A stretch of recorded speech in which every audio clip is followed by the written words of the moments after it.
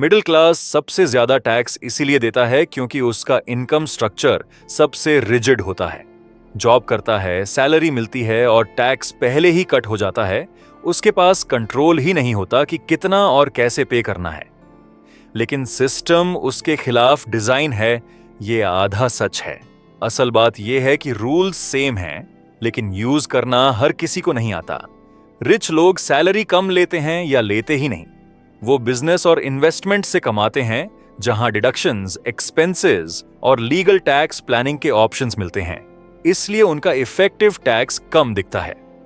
अब प्रैक्टिकल बात, अगर तुम सैलरी क्लास में हो तो विक्टिम माइंडसेट छोड़ो और सिस्टम यूज करना सीखो। 80C, 80D जैसे डिडक्शंस प्रॉपर्ली यूटिलाइज करो। साइड इनकम बनाओ ताकि अर्निंग स्ट्रक्चर फ्लेक्सिबल हो, और इन्वेस्टमेंट्स ऐसे करो जो टैक्स बचाए और ग्रो भी करें। एग्जाम्पल क्लियर है, 50,000 रुपए सैलरी वाले का टैक्स ऑटोमेटिकली कटेगा, लेकिन वही इनकम अगर बिजनेस से आए तो एक्सपेंसेस एडजस्ट करके टैक्सेबल इनकम कम की जा सकती है।